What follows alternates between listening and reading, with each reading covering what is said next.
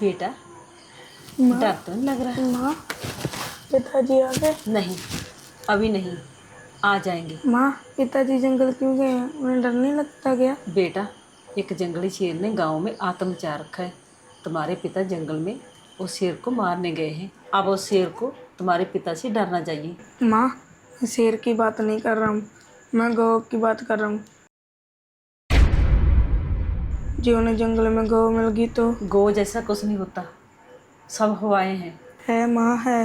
वो रूप बदलने में माहिर है। कुछ नहीं है। तुम्हें ये बातें सब कौन सिखाता है? कल तुम्हारे टीचर से शिकायत करूंगी। चुपचाप सो जाओ।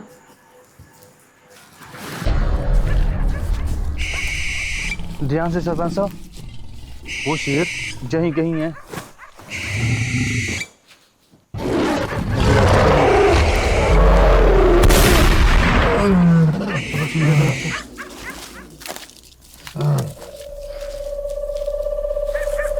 शिंदे, ये कौन सा प्राणी है? सरपंच साहब, ये गौ का बच्चा है जो शेर के रूप में लोगों को मारता है। सरपंच साहब, चलिए जहाँ से चलिए, गौ कहीं भी आ सकती है। चलिए।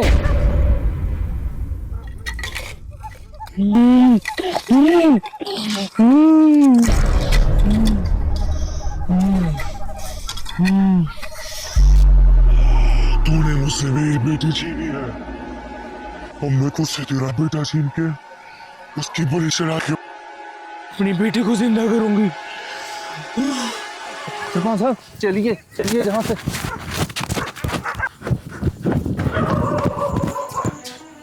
जिंदर, मेरे से अनर्थ हो गया। वो मैं जो जंगल में शेर का बच्चा मारने गया था, वो गौ का बच्चा था। अब वो हवेली में मेरे पीछे पीछे आ रही थी।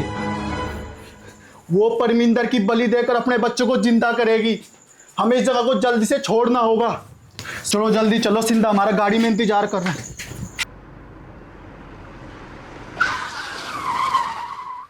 चलो सरपंच साहब रुकिए। सरपंच साहब जल्दी आइए। जिंदर, परमिंदर, पीछे मुड़ के मत देखना। उसकी आंखों में शक्ति है। जब तक हम में से कोई उसकी आंखों में नहीं देखेगा, वो कुछ नहीं कर सकती। चलो जल्दी गाड़ी में सरपंच बैठो। साहब कहाँ जा रहे हो आप? जल्दी चलो जिंदर, जल्दी चलो जिंदर।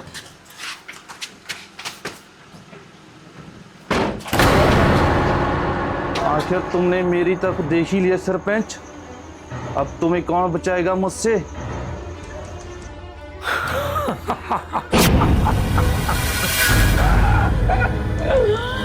मैंने झूठ बोला था। मेरे प्रतिबिंब को देखकर तू चाहता तो भाग सकता था, लेकिन अब नहीं। जाओ जल्दी जाओ, सिंधे गाड़ी लेके जल्दी जाओ। जाओ जाओ जल्दी जाओ।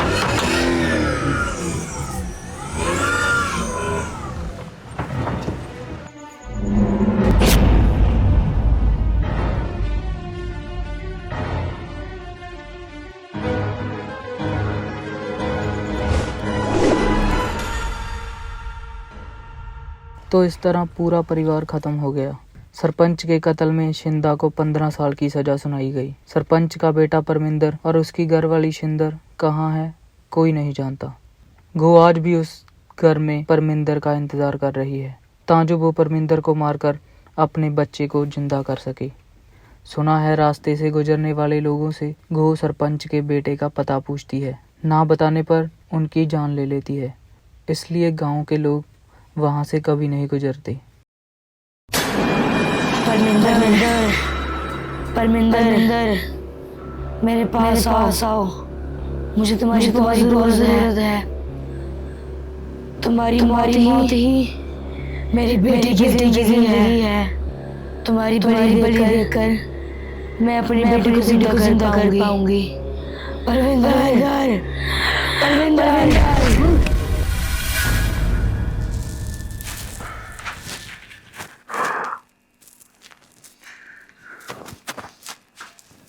विशाल, क्या हुआ बेटा?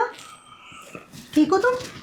कुछ नहीं मम्मी, वही पुराना सपना जो पिछले 15 सालों से मुझे परेशान कर रहा है। कोई औरत परमिंदर नाम के आदमी को बुला रही है और मैं किसी परमिंदर नाम के आदमी को जानता भी नहीं। क्या तुम जानते हो मम्मी किसी परमिंदर नाम के आदमी को? नहीं नहीं बेटा, मैं किसी परमिंदर को नहीं जानती। तुम ज़्यादा मत सोचो। मैं तुम्हारे लिए नाश्ता बना रही हूँ, तुम तैयार हो जाओ।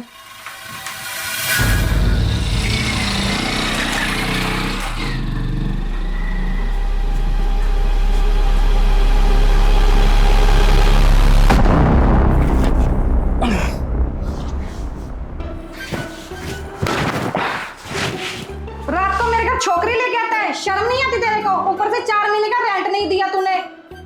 अय्याशी का अड्डा बना रखा है मेरे घर को। आंटी आप गलत समझ रही हैं, ऐसा कुछ भी नहीं है। और अगर आपने मुझे घर से निकाल दिया तो मैं कहाँ जाऊँगा? और अनाथ आश्रम से निकलने के बाद आप ही तो मेरा आखिरी सहारा हो। तो रंजोत क्या झूठ बोल रहा है मेरे को? रंजोत?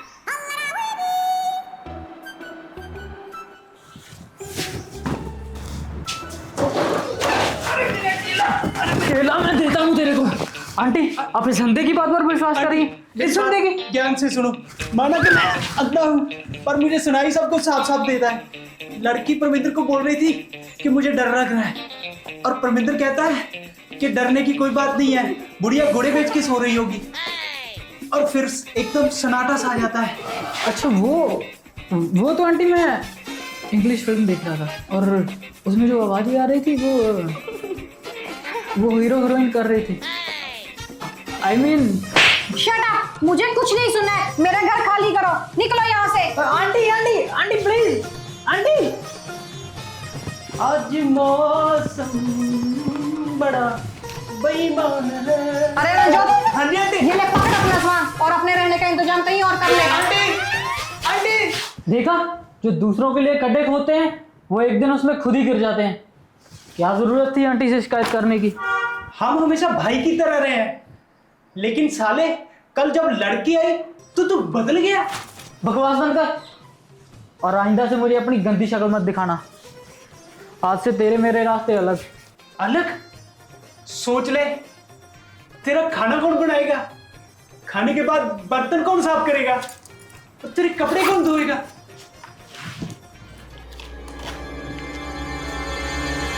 पापा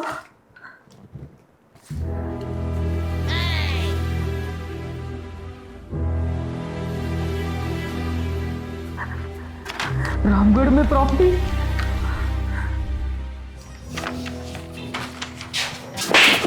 अबे ये किसके लिए? हिसाब बराबर। अबे कौन सा हिसाब, कैसा हिसाब? बहुत से हिसाब बाकी हैं, रास्ते में बताऊंगा। अबे हिसाब तो बता दे कौन सा।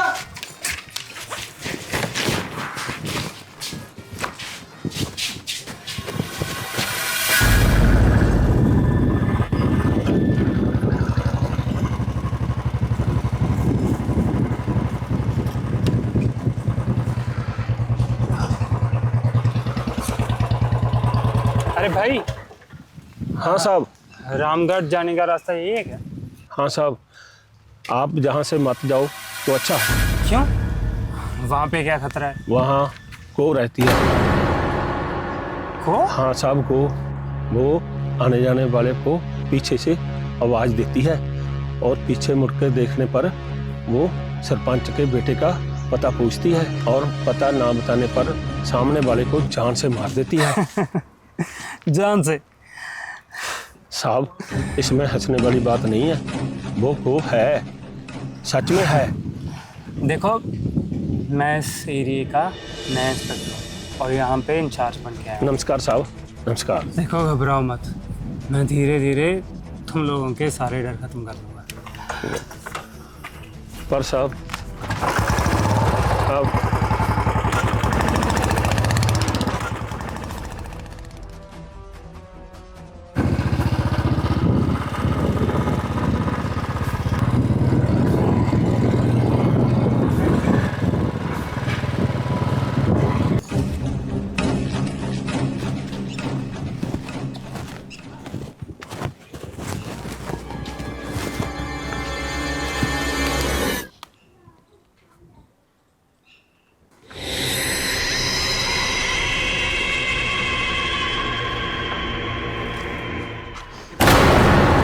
कौन हो तुम?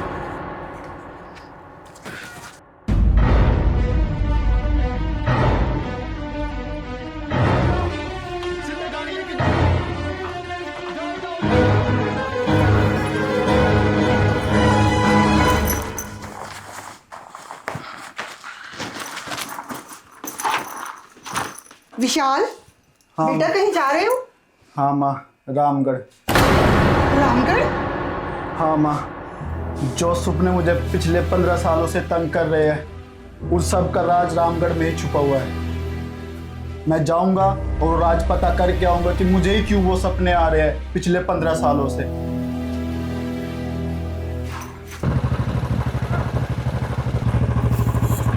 गैवी, गैवी,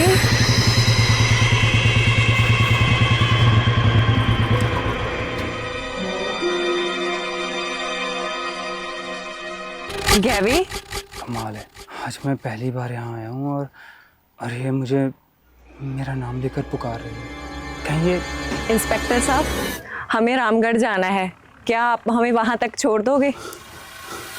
क्या हुआ, शर्मा गए?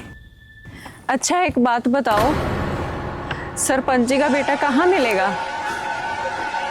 कौन कौन हो तुम?